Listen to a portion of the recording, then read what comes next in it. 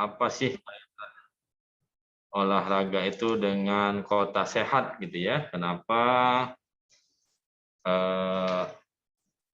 salah satu pendekatan dari kota sehat itu adalah pendekatan aspek olahraga gitu ya. Ya, Anda tahu semua ya bahwa kalau bicara sehat berarti manusianya ya. Ya kan, betul kan? Jadi lingkungan sehat dari sudut pandang siapa? Dari sudut pandang manusia kan? Gitu. Ya. Jadi salah satu indikator dari Human Development Index itu 3 ya, yaitu ekonomi, kemudian pendidikan dan kesehatan ya. Nah, di mana artinya kalau bicara sehat kita tidak pernah lepas dari aspek sumber daya manusia. Nah, bagaimana membangun manusia yang sehat? Sebenarnya sederhana ya. Sederhana saja, 2 hal gitu. Ya, yaitu 3 hal bergabung jadi 1. Orang sehat itu cukup makannya, kemudian dia hidup aktif, bekerja, dan secara mental, spiritual dia nyaman. Ya, 3 hal itu saja. Nah, nanti 3 hal itu nanti alhamdulillah dalam program KMMI kita sudah libatkan semua ya dalam aspek KMMI. Nanti Anda habis ini akan banyak berdiskusi, akan banyak menerima ilmu terkait dengan kesehatan mental, kemudian juga nutrisi ya. Oke. Maaf, ada apa? Ya. Oke, aku baca ya. Terima kasih.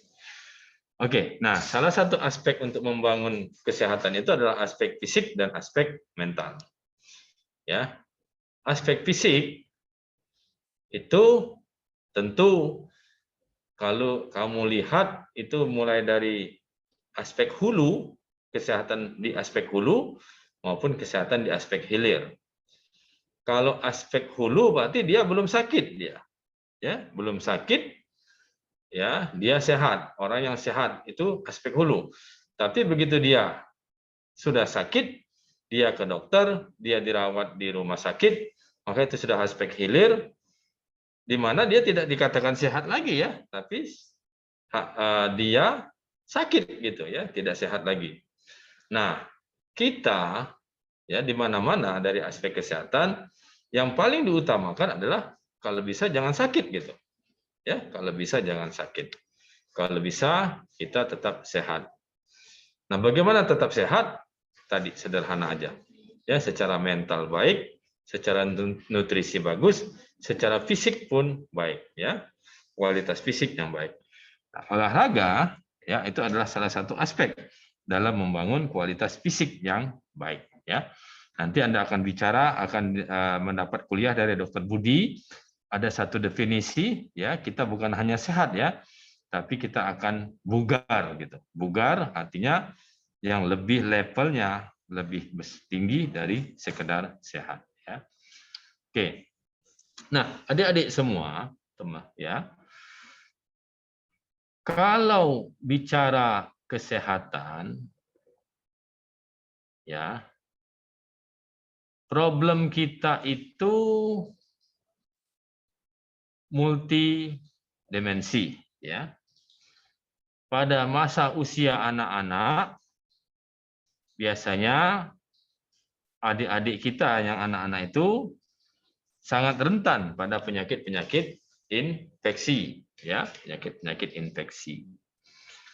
Nah, itu nanti akan dibahas tersendiri di kelompoknya Dr. Emma. Kemudian anak-anak tadi, begitu dia berhasil melewati fase kritis dalam hidup mereka, ya karena mereka masih lemah, masih masa hidup kritis, dan akhirnya kalau mereka berhasil melewatinya dan masuk pada dewasa, maka mungkin masalah kesehatan tidak menjadi masalah besar, ya. Rata-rata kalau kalian usia kalian seperti ini jarang sakit kan, semuanya tetap hidup aktif. Namun masalah kesehatan akan kembali muncul pada seseorang kalau sudah terjadi proses penuaan, ya, proses perubahan fisiologis seiring bertambahnya usia. Di mana yang tadi tidak ada masalah apa-apa, sekarang mulai timbul masalah. Mulai dari yang ototnya tadi kuat menjadi lemah, yang tadi mampu bertahan dalam waktu lama bekerja menjadi mudah lelah, yang memiliki kekuatan kontraksi yang bagus menjadi lemah, dan yang penting di sini adalah fungsi metabolisme selnya, terutama pada aspek mitokondrianya juga menjadi lemah. Ya, sehingga kemampuan mereka dalam memobilisasi energi itu terganggu. Kemudian terjadi juga penurunan kapasitas-kapasitas biokimiawi di dalam tubuhnya, terjadi ketidakseimbangan antara radikal bebas dan antioksidan, ya, yang menyebabkan terjadi kerusakan dini dari semua selnya. Hal-hal itulah menyebabkan si manusia tersebut akan mengalami gangguan penyakit. Ya. Dan ini sudah menjadi lumrah, menjadi suatu menjadi suatu takdir, ya. Tidak ada seseorang yang bisa bertahan dari penurunan fungsi akibat penuaan. Oke. Nah, orang yang sudah mulai tua, ya, maka seperti saya bilang tadi, semuanya mengalami penurunan gangguan, ya, mulai dari kemampuan aerobiknya, kemampuan dalam oksigenasi tubuhnya, kemampuan jantungnya, kemampuan sarafnya, keseimbangannya, ya, kemampuan berjalannya, kemampuan permasalahan pada sensitivitas insulinnya, ya, yang menyebabkan terjadi gangguan gula, ya, dan mengganggu fungsi imunnya, ya. Nah, sekarang ini lagi tren masa pandemi ini imunitas, ya. Banyak orang-orang tua yang tidak sanggup bertahan karena pandemi, ya. Maka yang seharusnya dia kembali sehat, sebenarnya pandemi itu corona itu flu biasa begitu ya, flu gitu ya, hanya sekedar flu dia. Tapi pada orang yang imunitasnya turun, dia bisa menjadi parah dan menyebabkan kematian. Ya, nah itu menjadi permasalahan juga. Kemudian terjadi penurunan kekuatan dan kepadatan tulang, dan terjadi penurunan elastisitas dan kekuatan dari sendi, ya, kelenturan sendi, ya. Semua itu mengalami proses penurunan. Ya. Nah, otomatis kalau ini semuanya menurun, otomatis kualitas si manusia itu pun akan menurun juga. Ya, kualitas manusia yang menurun tentu akan menimbulkan permasalahan kesehatan pada manusia itu. Kalau manusia itu menjadi sakit, akan menimbulkan beban bagi keluarganya. Ya, kalau sudah keluarganya terbebani akibat sakit yang dideritanya, akan menimbulkan masalah yang berantai. Ya, berikutnya berantai, akhirnya menjadi masalah di masyarakat. Ya, nah inilah yang akan diantisipasi oleh partner kita, yaitu Kota Prabu Mule. Salah satu program yang mereka bawa adalah bagaimana manusia tadi meskipun sudah mengalami masa penuaan itu tidak bergantung, ya, tidak menimbulkan beban bagi masyarakat. Ya. Anda bisa bayangkan, Anda bisa bandingkan bagaimana masyarakat Indonesia dengan masyarakat Jepang. Ya. Bagi yang sudah pernah ke sana, Anda melihat orang-orang di Jepang itu meskipun dia sudah tua, dia tetap mandiri, tidak menimbulkan beban bagi society-nya, tidak menimbulkan beban bagi institusinya, tidak menimbulkan beban bagi bangsanya. Ya. Bandingkan dengan kita pada saat usia yang bahkan mungkin belum tua ya, masih separuh baya. Anda bayangkan kalau dia sudah sakit, kena kencing manis, kena stroke, bagaimana kehidupan sosialnya? Terganggu, ya. Anda bisa bayangkan kalau orang tua Anda, ya mudah-mudahan tidak terjadi, ya. Orang tua Anda yang masih berusia 45 tahun, 50 tahun sudah sakit. Apa dampaknya dari aspek sosial? Pertama, dia tidak bisa mencari nafkah. Ya kan? Kedua, kalau sudah tidak bisa, mungkin kalau sekedar tidak bisa mencari nafkah saja tidak apa-apa. Tapi dia menghabiskan uang untuk berobat. Ya, seharusnya biaya itu bisa dipakai untuk kuliah anak-anaknya, harus dipakai untuk berobat. Ya. Kemudian yang seharusnya istrinya bisa mencari uang, harus menemani dia ke rumah sakit sehingga waktu pun terbuang. Artinya apa? Adik-adik semua, kalau orang itu sakit, dampaknya bukan hanya pada diri dia. Dampaknya hanya akan berdampak pada seluruh aspek masyarakat di sekitar dia. Nah, dia akan menjadi beban.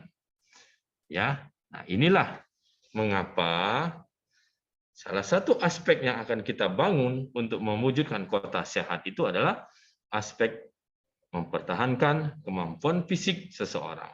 Ya, di mana pendekatan olahraga ini bisa dilakukan untuk mencegah dampak-dampak yang buruk dari penuaan tersebut. Ya, oke.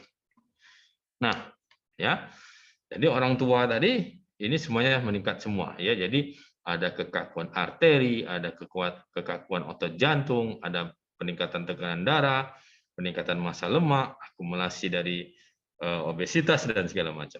Ya, ini semua akan menimbulkan permasalahan bagi dirinya dan keluarganya. Nah, ya, inilah proses penurunan yang alami, di mana kalau kita lihat gambar yang ini, ya, ini sudah jadi takdir adik-adik. Ya, manusia itu ditakdirkan pada masa awal kecil dia masih rentan dengan penyakit. Ya, mudah terkena flu. Kalau anak-anak kan mudah terkena flu, mudah terkena asma, infeksi dan segala macam. Namun seiring waktu, seiring bertambah usia, kemampuan fisik dia akan semakin tinggi. Sehingga yang tadinya sering kena flu sudah jarang kena flu-nya. Ya, semakin bertambah usia, semakin puber dan akhirnya dia masuk dewasa, itulah puncak keemasan fisiknya. Ya, jadi kalian ini masa-masa puncak fisik kalian. Ya, kalian bisa bermain sepak bola selama 4 babak, ya mungkin 1 jam lebih kalian bisa sanggup bermain bola saat ini. Ya, bisa bekerja tanpa lelah, bisa bergadang, bisa apapun kalian kerjakan tanpa ada halangan. Ya. Nah, makanya bagi yang perempuan ini, ya, kalau bisa umur 25 tuh udah menikah. Udah punya anak kalau bisa. Kenapa? Karena lagi sehat-sehatnya untuk punya anak tuh kalau bisa melahirkan pada usia 25 sampai 30. Setelah itu akan terjadi penurunan fungsi yang terus-menerus, ya, sampai hanya kembali ke 0 lagi. Nah, ini adalah takdir hidup. Nah, ya, inilah takdir hidup. Ya, masa puncak kita adalah 25 tahun. Kalau kalian lihat atlet itu kan masa puncaknya 25 itu kan, 20-25 tahun kan. Yang juara-juara dunia itu kan rata-rata seperti itu. Tapi begitu dia lewat 30, udah habis semua dia. Ya, tidak ada lagi kemampuan dia sebagai seorang juara. Hanya nurun. Nah, yang naik kalau kita lihat gambar ini cuma satu, ya, yang naik terus sampai usia tua adalah kebijaksanaan, intelektualitas, ya, kalau kamu lihat, ya, intelektualitas yang cuma naik. Makanya rata-rata menjadi seorang pemimpin itu, ya, itu rata-rata di usia 50 tahun sampai 55 tahun. Ya, jadi dekan, jadi rektor, jadi presiden, ya mestinya rata-rata di usia seperti ini. Kenapa? Karena memang kemampuan intelektualitasnya mencapai puncak, namun akhirnya akan turun kembali. Ya. Nah, yang turun terus itu hanya fleksibilitas, ya. Jadi fleksibilitas sendinya. Yang lain secara fisik, daya tahan, kekuatan, kecepatan itu akan naik, kemudian akan turun. Nah, sekarang mengapa kita perlu menerapkan program olahraga atau aktivitas fisik pada kelompok manusia ini untuk membangun kota sehat itu? Ya. Anda bisa bayangkan, misalnya begini, ya. Kita kan naik nih fisik kita, artinya kita tidak akan mudah kena penyakit. Namun nanti kita menurun, ya, nurun terus. Kemudian kembali pada umur 60 kita bisa jatuh sakit, ya, mulai ada darah tinggi, mulai ada apa, mulai darah ada kencing manis segala macam, ya. Oke. Artinya bebannya bagi masyarakat, seharusnya kita menjadi beban masyarakat karena kita sakit, harus makan obat, harus dirawat, itu pada usia 60 tahun. Tapi coba Anda bayangkan, ini kalau normal. Sekarang trennya, ya, penurunan ini akan terjadi lebih dini. Ya, penurunan ini akan terjadi lebih dini. Ya. Saya punya cerita. Dulu pada saat saya mahasiswa di kepaniteraan di rumah sakit, saya menemukan rata-rata orang yang terkena stroke itu, tahu ya stroke ya, itu rata-rata usianya 50-60 tahun atau 70 tahun. Waktu saya jadi mahasiswa di rumah sakit Koas tahun 2000. Ya. Saya kaget luar biasa sekarang. Kenapa? Karena saya masih membimbing adik-adik, saya membimbing calon-calon dokter spesialis saraf neurologi. 10 tahun yang lalu, mereka masih melaporkan, ya hasil penelitian mereka itu melaporkan bahwa rata-rata sudah mulai ada orang-orang yang sudah terkena stroke pada umur 35 sampai 40 tahun. Dengan frekuensi 1 sampai 2 orang per bulan. Ya. Sekarang saya kaget luar biasa. Karena saya masih membimbing mereka, penelitian pada residen-residen yang baru tamat itu, mereka melaporkan orang-orang yang sudah terkena stroke pada usia 30 tahun. 28 sampai 30 tahun itu rata-rata hampir 5 sampai 10 orang per bulan. Anda bisa terbayang enggak kalau Anda pada saat usia 30 tahun kena stroke? Terbayang enggak? Bagaimana bebannya? Anda baru menikah, ya, anak masih kecil, baru mau mulai mencari uang, tiba-tiba kena stroke. Istri tidak bekerja atau suami tidak bekerja. Ya, sudah tidak bisa cari uang, malah harus keluar uang banyak untuk beli obat dan dirawat di rumah sakit. Ya. Nah, bisa dibayangkan enggak kalau hanya satu orang mungkin tidak masalah. Bisa dibayang enggak kalau di kota itu ada 10.000 orang seperti itu? Hancur enggak kota itu? Kolaps enggak kota itu? Nah, ya artinya konsekuensi dari satu orang yang sakit pada usia dini itu ternyata menimbulkan beban berdomino efek, ya, menimbulkan efek domino menyebar kepada aspek sosial yang lain. Makanya pemerintah melakukan salah satu pendekatan untuk dalam program hidup sehat pada manusia itu adalah salah satunya adalah aktivitas fisik atau berolahraga, ya, seperti itu, ya, dengan tujuan jangan sampai terjadi masalah penyakit degeneratif sejak dini. Kalau dia umurnya sudah 80, mau stroke, enggak apa-apa, sudah takdirnya itu. Enggak apa-apa, kasihan pula dia kalau harus bekerja umur 80 kan. Tapi kalau masih 30 tahun dia sudah stroke, aduh, enggak terbayangkan ya. 30 tahun dia sudah kena diabetes kencing manis, aduh gimana ya. Nah, inilah makanya pola hidup sehat kita terapkan, salah satunya adalah pendekatan mencegah penyakit degeneratif dengan nutrisi dan olahraga. Oke, timbul pertanyaan. Dok, Pak, kenapa ya dulu orang stroke itu pada umur 60 tahun baru banyak? Kok sekarang sudah 30 tahun, 35 tahun sudah banyak yang kena stroke dan serangan jantung? Nah, jawabannya gampang kan? Anda bisa jawab sendiri. Ya, saya merasa lebih beruntung dari Anda sekarang. Ya, saya prihatin lihat anak saya. Anak saya seusia Anda sekarang, ya.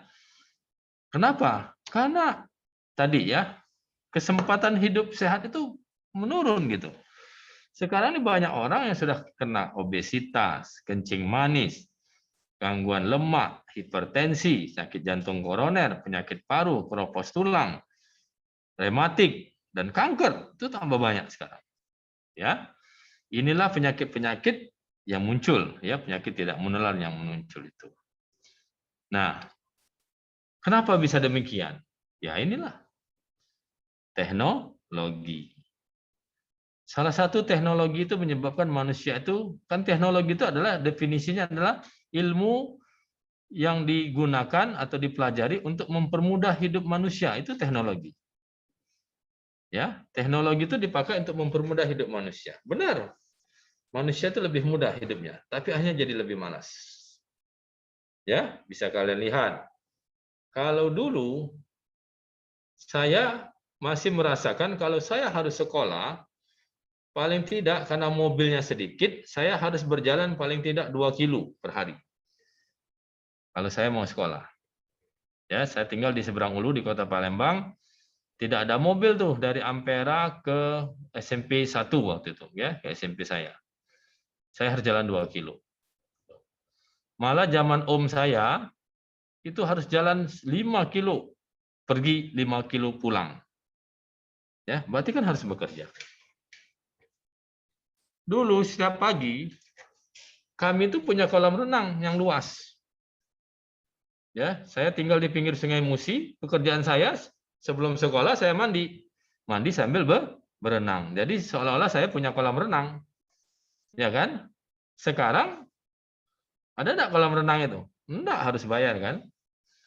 Nah, ya, karena Sungai Musinya sudah tercemar sekarang. Sungainya sudah pada apa kata orang Palembang, sudah pada dangkal ya, gitu. Kemudian dari aspek makanan. Dulu gampang sekali cari ikan yang segar, cari udang yang segar, ya enggak? Cari kangkung. Sekarang kalau mau ke restoran pesan kangkung, jangan coba-coba kamu. Satu porsinya 60.000 tuh. Ya kan? Nah, ya. Justru yang lebih murah sekarang adalah pizza, ya. Diobral tuh, apalagi musim pandemi ini kan. KFC di mana-mana. McDonald di mana-mana. Sehingga makanan-makanan kampung yang dulu mudah ditemui, yang sehat, itu menjadi lebih langka dan mahal. Ditambah lagi stres, ya, tuntutan pekerjaan, tuntutan ekonomi, ya. Saya masih merasakan pada saat saya kuliah dulu, yang punya mobil itu cuma 3 orang. Kebetulan dia anaknya gubernur 1, terus anak seorang spesialis kandungan 1, dan anak direktur perusahaan besar 1. Bertiga cuma punya mobil. Sisanya jalan kaki, tidak ada gengsinya, tidak ada malu, naik sepeda. Tapi sekarang rasanya kalau nggak punya mobil, bawa mobil ke kampus gimana gitu ya. Nah, kenapa? Artinya memang apa ya? Zaman itu sudah berubah, teknologi sudah semakin maju, tingkat stres juga semakin tinggi, makanan menjadi tidak sehat. Ya. Nah, hal-hal inilah yang menyebabkan terjadi gangguan atau penyakit degeneratif yang saya sebutkan tadi sejak dini muncul, ya. Sehingga dia semakin cepat terjadi. Nah, sehingga Indonesia ya, penyakit-penyakit degeneratif salah satu kardiovaskuler ya, itu menjadi ranking 1 di dunia sejak tahun 2000. Tidak tersusul lagi, ya. Indonesia penyakit degeneratif itu masih nomor 11 pada saat saya belum lahir ya, 1972. Kemudian saat saya SD itu jadi nomor 3 dia. Kemudian saya kuliah jadi nomor 1. Terus tidak terkejar, semakin tinggi rankingnya. Itu penyakit-penyakit degeneratif. Nah, adik-adik semua, nasib kita Indonesia ini apa ya? Malang sekali gitu. Kenapa malang?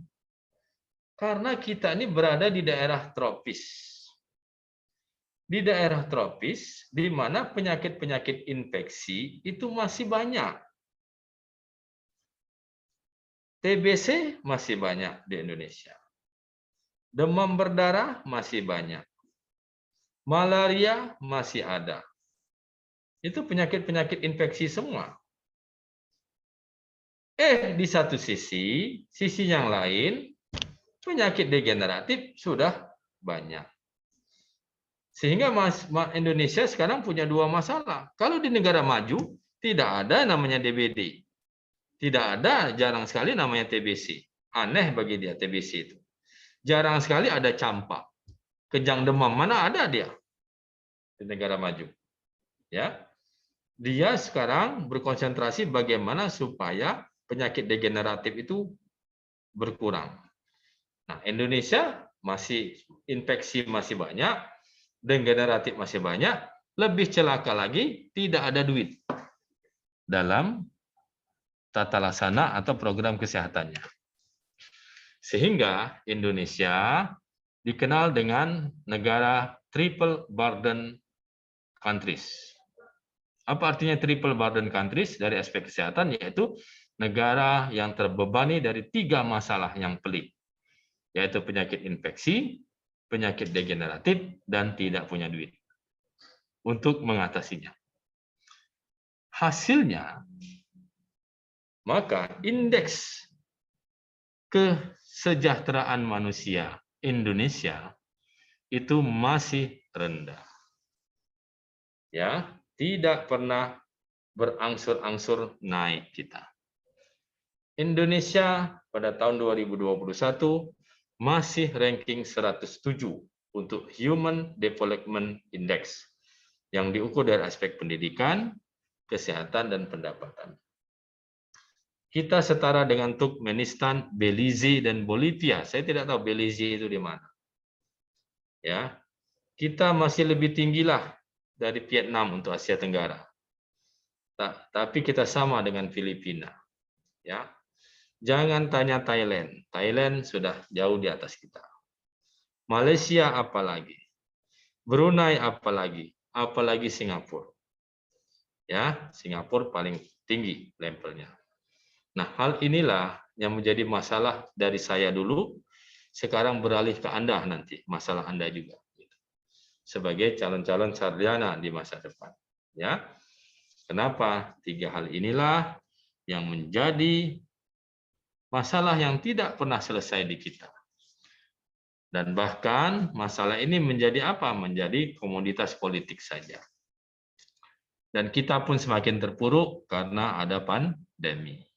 Ya, kita sudah diramal sebagai salah satu negara yang paling akhir menyelesaikan pandeminya. Ya, orang yang meninggal masih banyak, orang yang terkena masih banyak. Ya, sementara negara-negara lain sudah mulai berangsur-angsur pulih. Inilah masalah kita. Oke, kembali ke aspek kuliah saya saja. Ya, kalau kita mikirin semua nanti kita gila tuh, stres kita. Ya. Sudahlah, bagaimana kita tetap membangun kesehatan manusia dengan cara berolahraga. Itu aja intinya, ya. Nah, adik-adik semua, tadi saya bilang berbagai penyakit itu muncul karena gaya hidup. Gaya hidup yang banyak kalori atau lagi makan junk food dan kurang aktivitas atau lack of activity menyebabkan kejadian obesitas di Indonesia banyak. Ya, dulu pada saat saya kuliah orang yang obes itu di angkatan saya, dari 93 orang, yang laki-laki itu ada sekitar 40 orang, yang obes itu cuma 2 orang. Ya. Sekarang kalau saya lihat, mahasiswa-mahasiswa saya, itu rata-rata obes itu sekitar 25-30 orang. Berarti tambah banyak ya obesitas. Obesitas akan menimbulkan gangguan lemak yang disebut dengan hiperkolesterol, ya, hiperlipidemia, yang akan berdampak pada darah tinggi, hipertensi, yang akan menimbulkan stroke dan penyakit jantung koroner. Gangguan lemak juga akan memperparah terjadinya diabetes, kemudian akan muncul lingkaran setan, lemak diabetes ini, maka akan terjadi yang namanya sindroma metabolik yang akan mempercepat terjadinya penyakit jantung, darah tinggi, dan stroke. Diabetes juga akan menimbulkan gangguan pada muskuloskeletal, jadi busuk dia, mudah busuk dia, dan impotensi. Kemudian obesitas juga akan berdampak pada beban yang berlebihan pada tubuh, overweight, terjadi osteoartritis, dan nyeri sendi. Nah, gaya hidup yang tidak sehat juga akan berdampak pada keganasan, PPOK, depresi, dan osteoporosis atau keropos tulang. Ya, nah hal-hal inilah yang menyebabkan banyak masalah yang padahal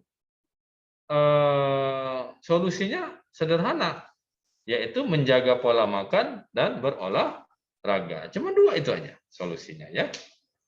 Oke. Nah, ya, inilah masalah-masalah faktor obesitas. Ya, kita menjadi salah satu yang menimbulkan dampak ya, terdampak akibat obesitas ini. Ya, nah, bagaimana peranan olahraga untuk itu? Ya.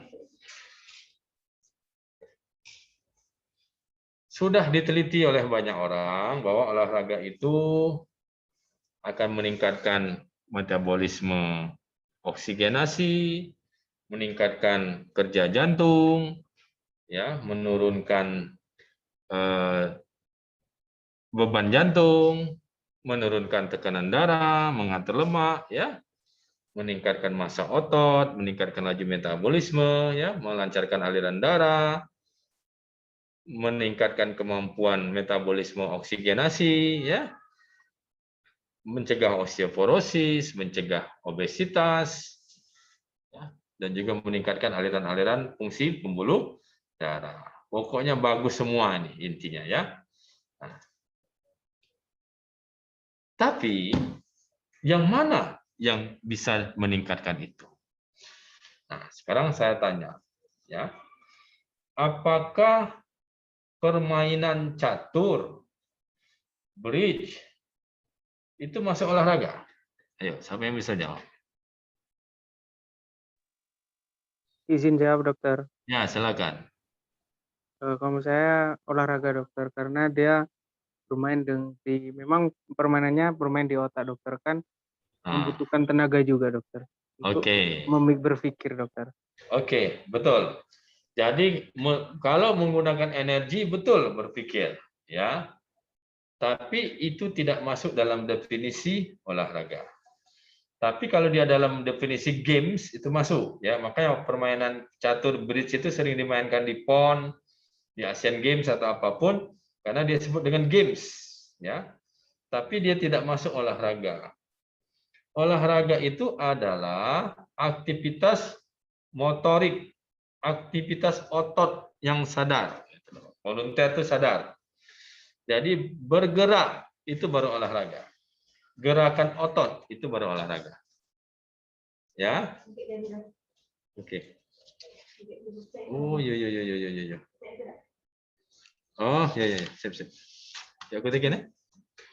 Ya, jadi aktivitas otot itu baru olahraga. Artinya kalau dia ada pergerakan otot itu baru bisa disebut olahraga. Ya. Di mana dia melibatkan kekuatan, kecepatan, daya tahan, dan koordinasi. Ya, jadi olahraga itu termasuk juga bisa disebut juga aktivitas fisik, gitu. Ya, nah, tapi harus hati-hati ya adik-adik semua, karena olahraga itu stres.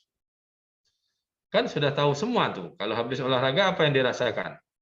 Lelah, sakit, kan? Gitu. Apalagi kalau sudah setahun tidak olahraga, tiba-tiba mau 17 Agustus main sepak bola, langsung pegel semua seminggu kan? Nah, ya, itu kenapa? Karena memang olahraga itu stres sebenarnya. Ya, pada saat kita berolahraga, sel-sel otot itu banyak yang rusak, menghabiskan banyak energi, jantung dan organ lain harus bekerja keras dan menyisakan rasa lelah dan rasa nyeri kadang-kadang, ya. Nah, tapi ada tapinya. Sekarang saya tanya nih pada adik-adik semua. Kalau kita kuliah ini perlu ujian nggak? Ayo jujur saja. Ujian itu Perlu, sangat dokter. diperlukan. Perlu, dokter. Kenapa diperlukan ujian? Untuk menguji kemampuan kita sampai di mana, dokter? Oke, untuk mengukur. Apalagi? Untuk menguji kita semua yang kita pelajari itu mana kemampuan kita. apakah kita bisa dapat. Iya, betul. Itu kan hanya untuk menguji kemampuan kita. Apalagi? Untuk mengetahui sejauh mana kita mengerti materi tersebut. Betul. Oke, apalagi? Menguji mental, dokter. Betul. Apalagi? Melatih kerja otak kita, dokter. Betul. Apalagi? Tahu enggak kamu? Ujian itu cuma satu, Su. Apa tujuan ujiannya? Cuma satu kalau saya. Menyuruh kamu belajar. Ya enggak? Kalau saya tidak uji, tidak akan belajar. Mau, benar nggak? Benar kan? Benar sekali, dokter. Ya, jadi itulah posisi penting ujian itu. Kalau tidak ada ujian, kalian tidak akan belajar. Kalau tidak belajar, kalian tidak akan teruji. Ya kan namanya ujian teruji gitu loh. Ya. Jadi kalian tuh berterima kasihlah kalau ada ujian. Kalian tuh harus berterima kasih kalau ada dosen yang tiap kali ngasih ujian. Ya, ayo kita tiap hari ujian. Belajar terus. Tapi rasanya stres kan? Betul ya, rasanya stres kan. Aduh, dokter ini gila, dosen ini, aduh, dosen gila ini. Tiap minggu ujian, tiap minggu ujian. Sebenarnya dia menyuruh kamu belajar gitu. Ya, memang tidak enak. Yang namanya stres itu tidak ada yang enak. Itu tidak ada yang enak. Tapi tanpa stres kalian tidak akan maju. Siapa yang pernah baca buku The Power of Kepepet?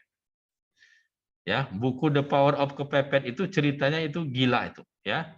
Jadi bahwa kalau kita mau maju, mau kaya, kita harus banyak hutang.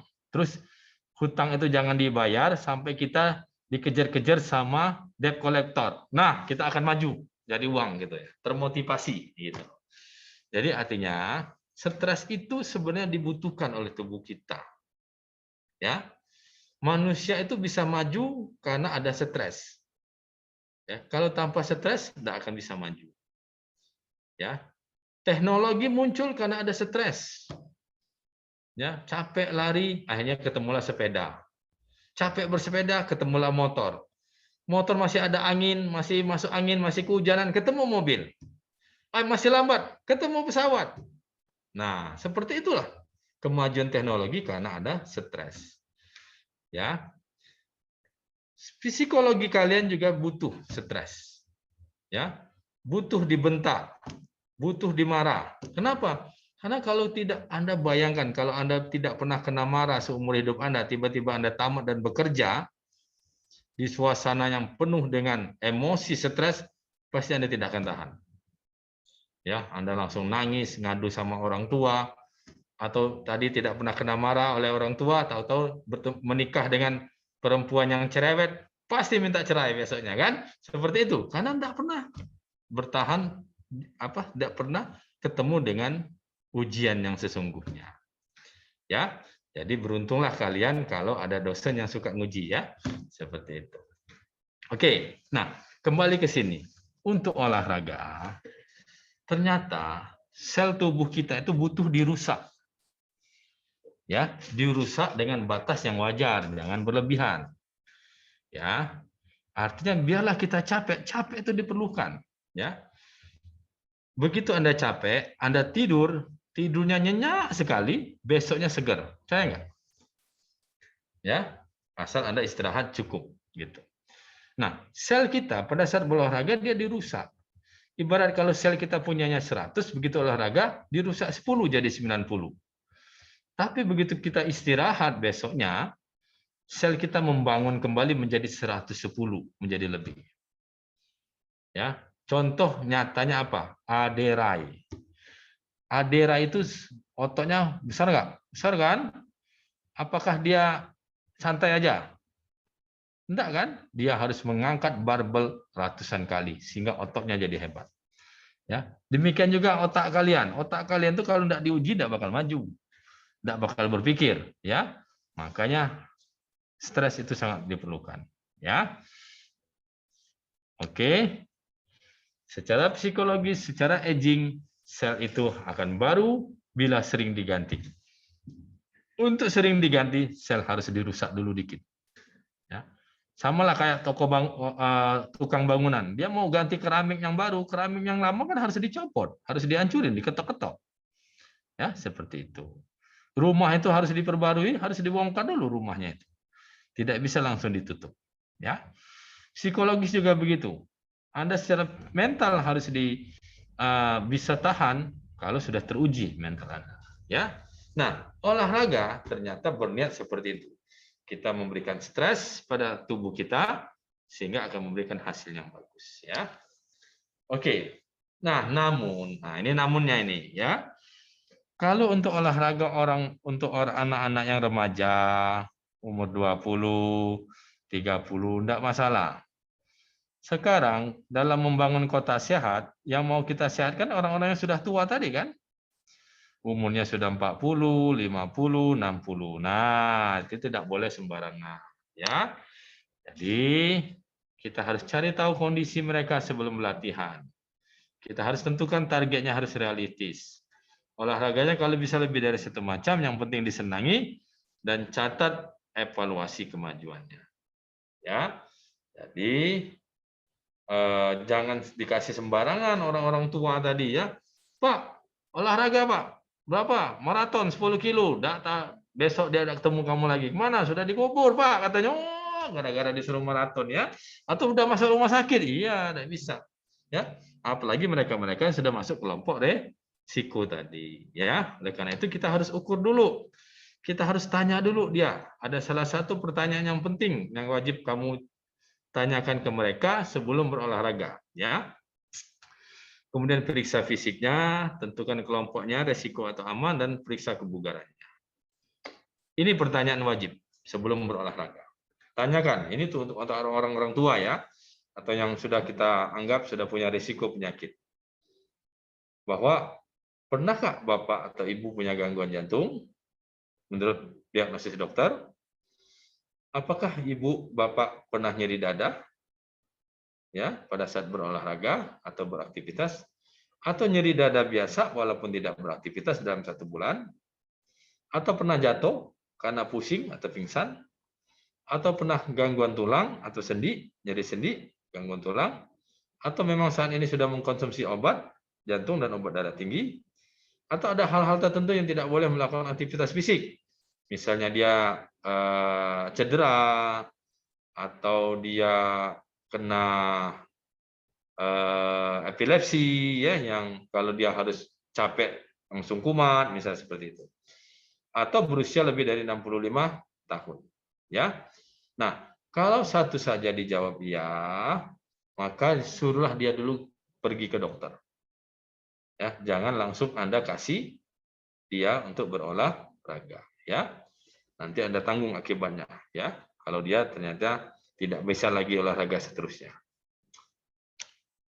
Nah, tentukan dia termasuk dalam penyakit ini, ya.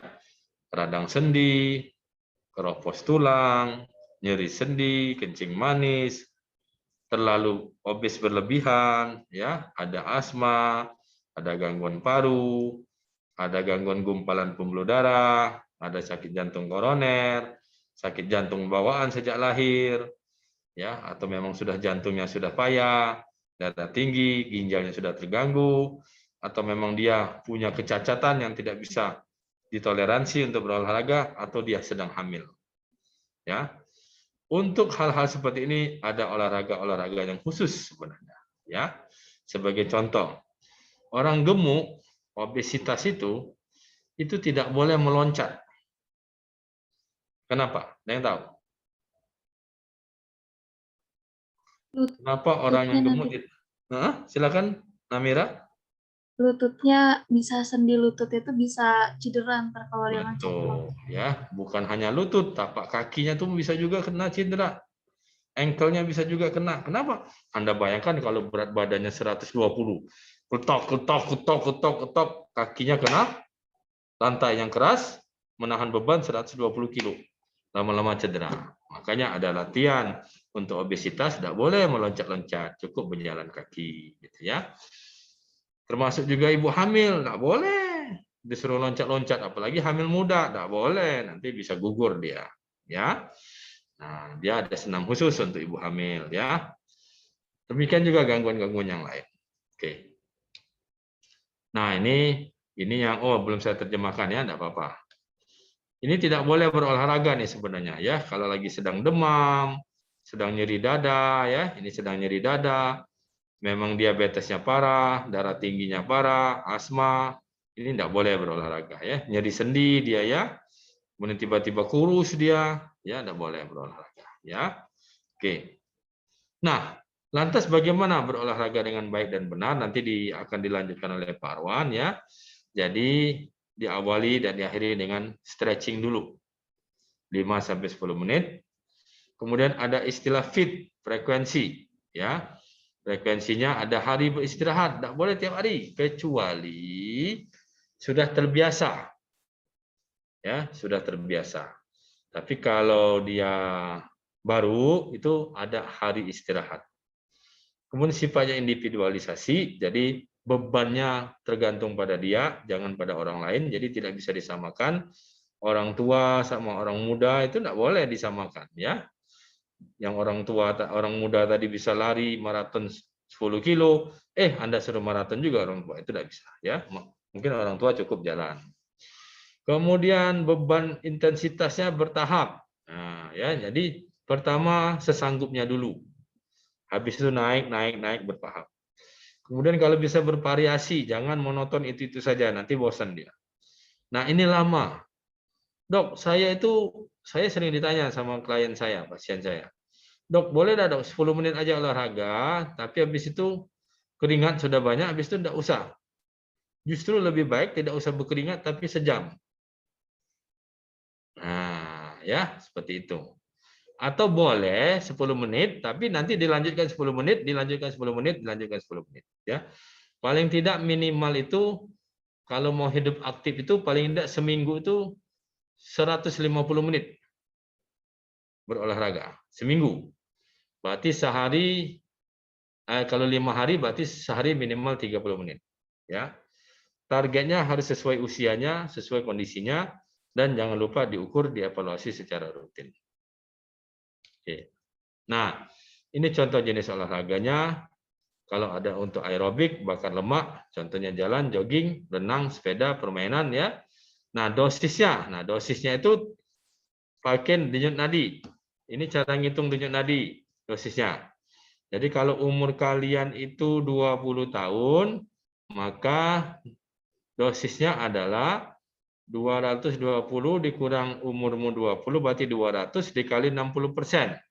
Berarti sekitar 120 kali per menit, kan seperti itu, ya.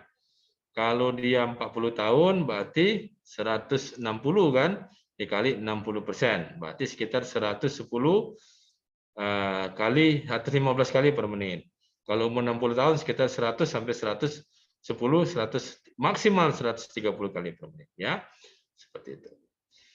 Kalau untuk ini untuk aerobik, kalau untuk otot kita cukup angkat barbel atau angkat tubuh sendiri, contohnya push up, sit up atau angkat kaki, angkat badan, ya. Kalau untuk kelenturan itu stretching. Nah, inilah jenis-jenis olahraga yang mengandung aspek aerobik, otot dan kelenturan, ya. Kalau kalian lihat, kalau senam aerobik lengkap dia. Ya. Jadi kalau orang tadi pengennya untuk kesehatan jantung, pilihlah yang aerobik. Kalau dia tadi keropos tulang, pilihlah yang otot. Kalau dia tadi kaku sendi segala macam, pilihlah yang kelenturan. Ya. Nah, ini adalah olahraga yang lengkap, mengandung tiga-tiganya seperti sepak bola, bela diri, renang, ya, senam aerobik, basket, ya.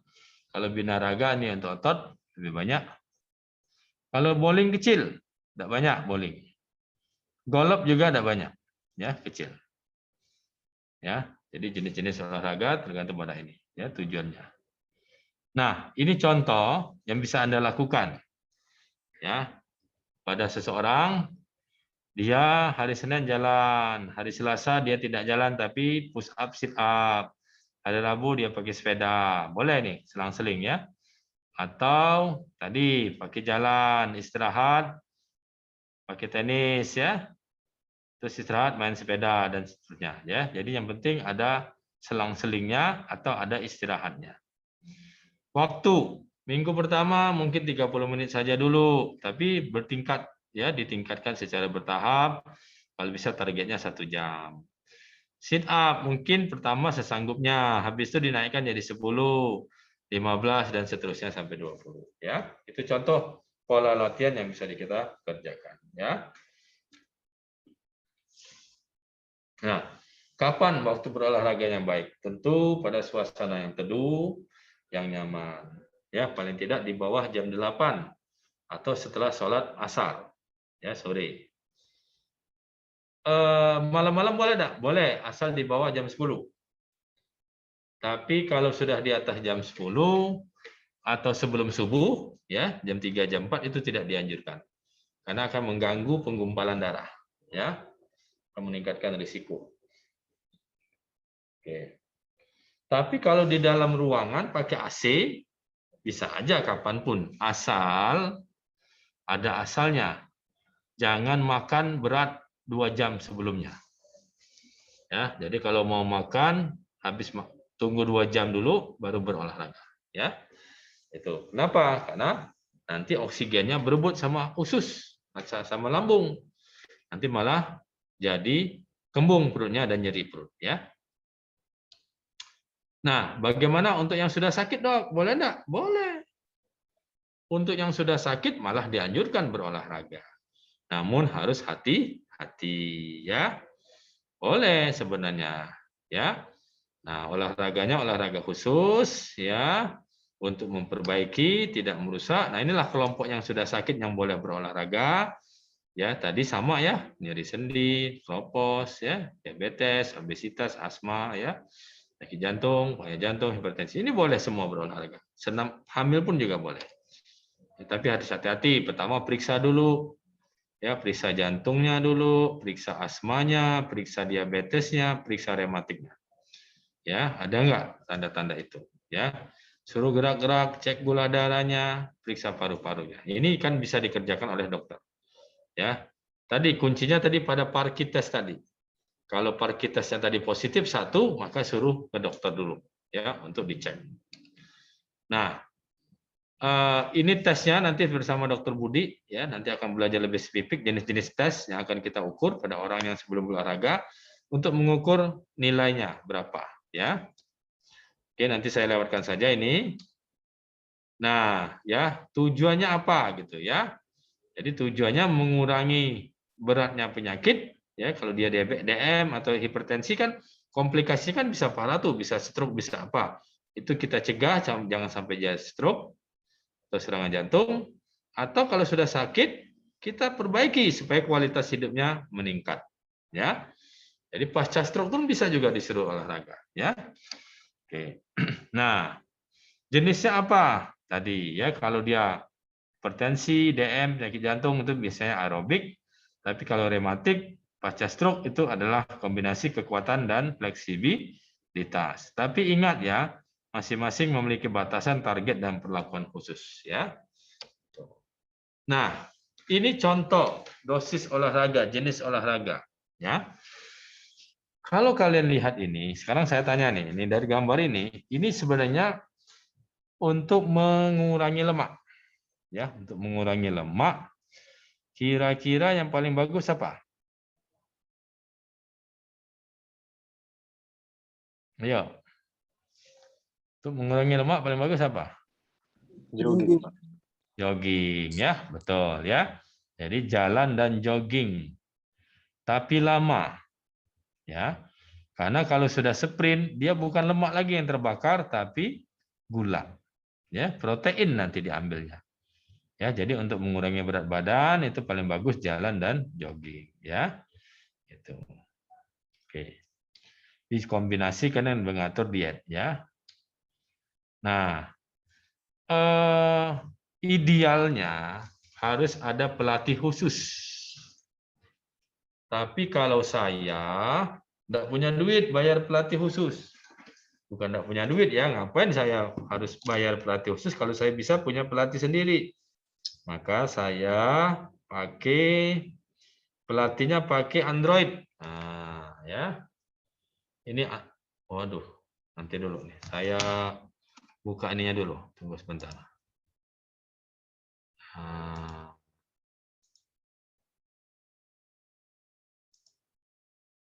Tunggu ya.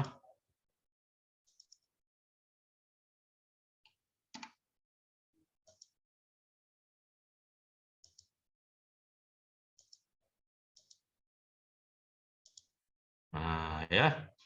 Jadi kalau kalian lihat, saya stop dulu sharing. Saya mau pin saya, ya. Jadi inilah pelatih saya. Mana ya? Gimana saya mempinkan diri saya? Saya lihat terpin nggak saya ini sekarang? Terpin ya? Dokter, terpin dokter. Oke ya. Nah inilah pelatih saya. Nah. Ya, ini suatu program namanya Pacer. Ya, Pacer. Saya pilih.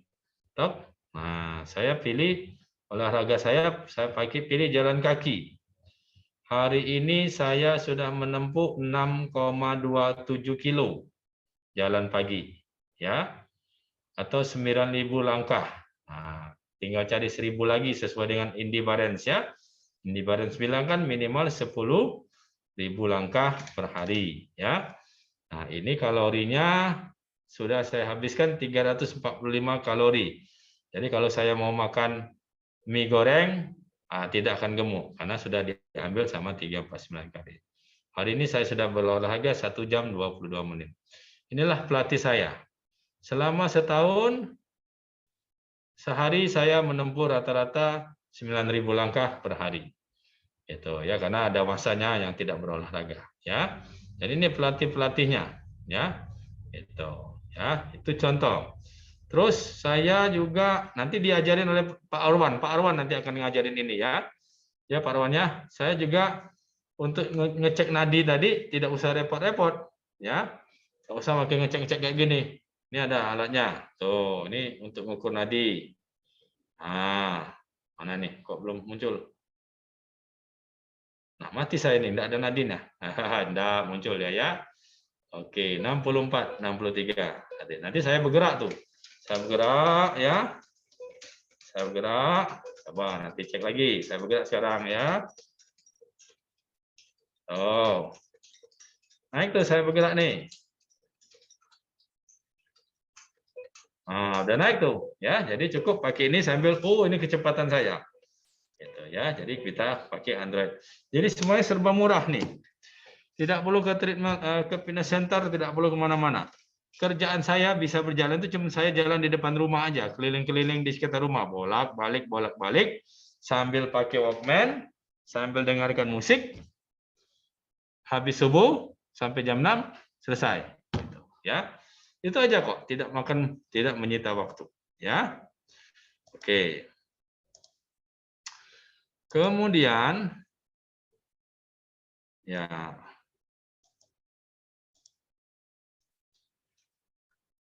Nah, ini kalau untuk rematik. Ya, bisa olahraganya tapi di kolam renang, ya.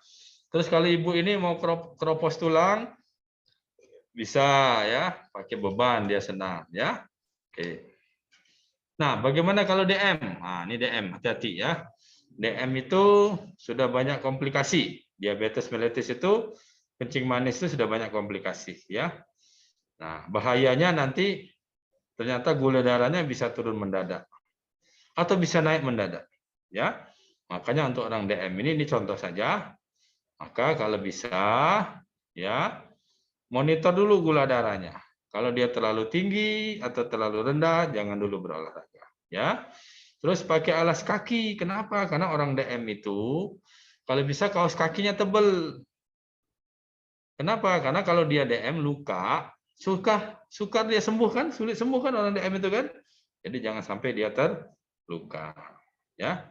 Terus kadang-kadang sudah mulai ada pingsan mendadak dia. Nah, hati-hati ya. Kalau bisa diawasi ya, diawasi. Kemudian juga kalau dia sudah mulai kabur-kabur matanya, ya, mulai gelap atau sudah mulai ada kesemutan, jangan disuruh ngangkat beban. Ya, bisa lepas nanti matanya. Ya, bisa juga terganggu dia, cedera dia di ototnya, ya. Jadi kalau ada orang DM mau olahraga boleh silakan, tapi memang harus berhati-hati ya, ada manual-manualnya tersendiri. Ya. Oke, nah ini contohnya fit tadi, fit ya, frekuensi, intensitas, time dan tipe. Untuk orang DM olahraganya bisa dikerjakan 3 sampai 4 kali per minggu. Intensitasnya 50% saja. Jadi kalau umurnya 50 tahun dia DM, maka nadinya 220 dikurang 50 berarti 170 dikali 50%. Berarti sekitar 85 sampai 90 nadinya. Ya, jadi cukup jalan santai. Waktunya 1 jam, 5-10 menit peregangan, 20-40 menit latihan jalannya, habis itu santai lagi pendinginan. Ya, kalau bisa dominannya aerobik, bisa jalan, jogging, sepeda atau renang.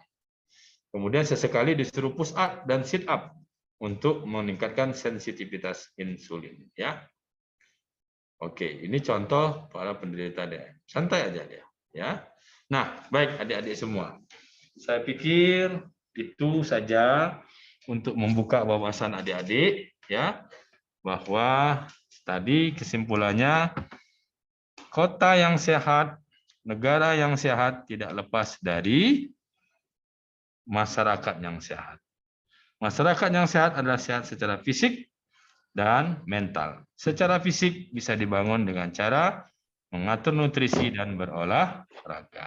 Ya, jadi contoh cara-caranya nanti lebih detail dengan Pak Arwan. Ya, nanti detail dengan Arwan. Baik, saya pikir itu yang bisa saya berikan. Ini kan dicatat semua nih. Ada yang mau bertanya enggak? Silakan. Izin bertanya dokter. Silakan. Saya Aris dokter dari Universitas Dr. Subandi. Iya. Mungkin ini pertanyaan sekaligus ingin tahu dokter karena berpengalaman. Kebetulan ibu saya 10 tahun yang lalu menderita stroke total dokter. Nah, selama 8 bulan beliau itu total tidak bisa bergerak, tidak bisa ngomong. Dan 8 bulan itu saya lakukan latihan room dokter. Sekarang separuhnya sudah bisa normal kembali, tapi separuhnya tidak bisa normal dokter. Kira-kira olahraga yang baik gimana ya dokter? Terima kasih dokter. Bisa berdiri? Bisa dokter, karena separuh di sebelah kanan ini normal dokter. Oke, ya. Oke ya. Jadi gini, pertama kita perbaiki fungsinya dulu. Ya, perbaiki fungsinya dulu. Ya. Idealnya. Apa ini ya? Ada apa ini ya?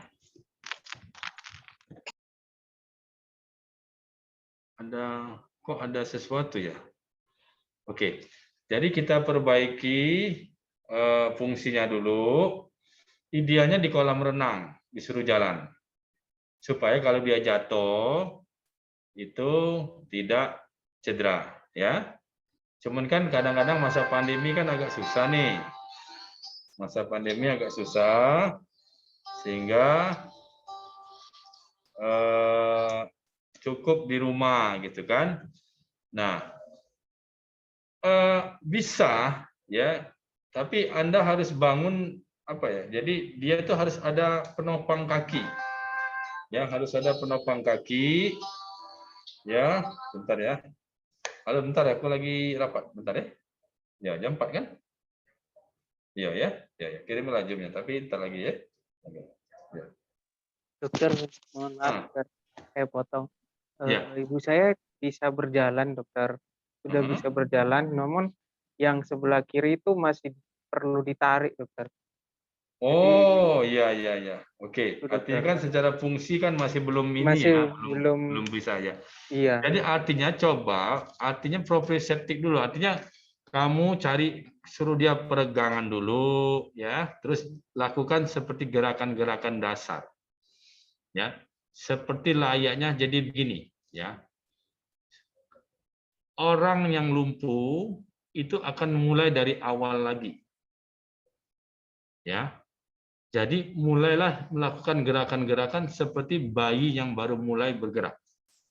Apa? Diawali dengan latihan tengkurap, ya, latihan tengkurap, berbaring, tengkurap, berbaring. Habis itu dilakukan latihan duduk, berbaring lagi, latihan duduk, berbaring lagi, latihan duduk, berbaring lagi. Habis itu latihan berdiri, duduk, berbaring. Berdiri, duduk, berbaring.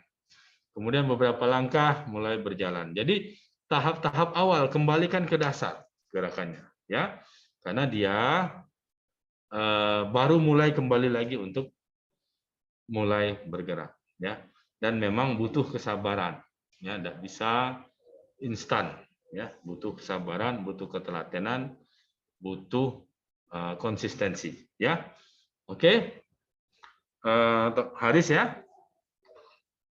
Oke, dokter. Mungkin Terima kasih, dokter. Ya.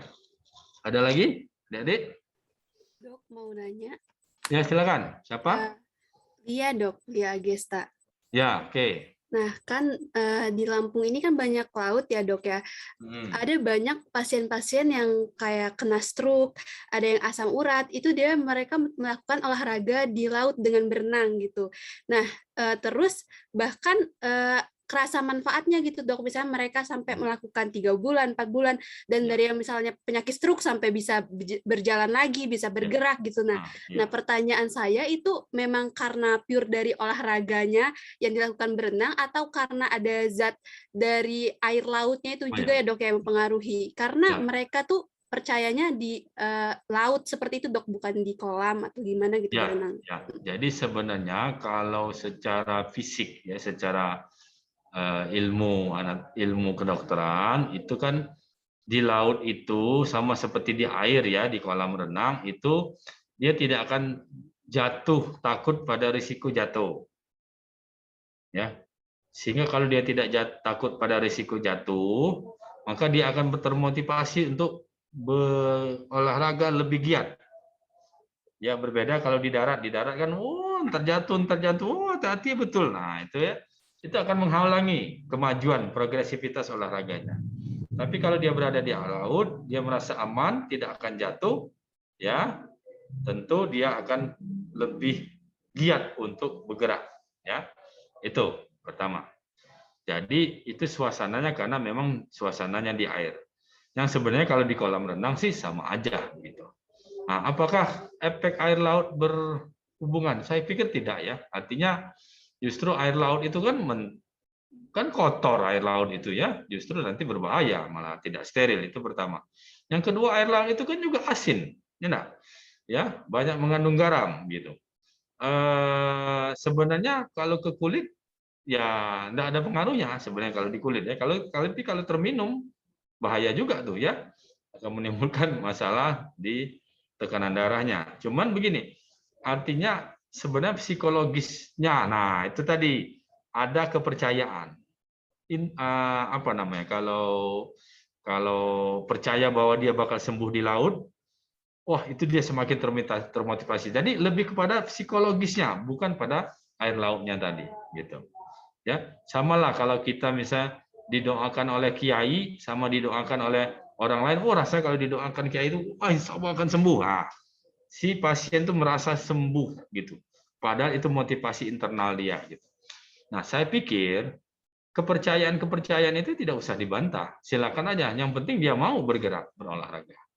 Gitu ya. Toh nanti kalau Anda bantah, ya malah kontraproduktif bagi dia gitu. Ya. Oke, bagus tuh pertanyaannya. Makasih. Terima kasih, Dok. Ya. Ya. Ada lagi? Oke. Kalau tidak ada, mungkin kalian punya waktu 10 menit untuk beristirahat karena saya dengar Dr. Ece akan memberikan materi setelah saya ya. Saya pikir cukup sekian dari saya. Nanti kalau ada pertanyaan-pertanyaan, silakan ditanyakan, disampaikan via ketua kelas, wali kelasnya ya. Nanti kalau bisa saya sampaikan ya. Nanti kita ketemu lagi nanti pada sesi praktikum. Saya akan membahas tentang cedera, ya cedera olahraga, ya bagaimana mengatasinya di lapangan, ya. Oke, itu saja. Terima kasih adik-adik semua atas perhatiannya, atas pertanyaannya, atas partisipasinya. Ya, semoga apa yang kita sampaikan ini bermanfaat bagi semua. Ya, terima kasih. Assalamualaikum warahmatullahi wabarakatuh. Sampai jumpa ya. Waalaikumsalam warahmatullahi wabarakatuh. Terima kasih, Dokter. Terima kasih, dokter. Sama ya, saya izin dan ya. Terima kasih, dokter. Yuk.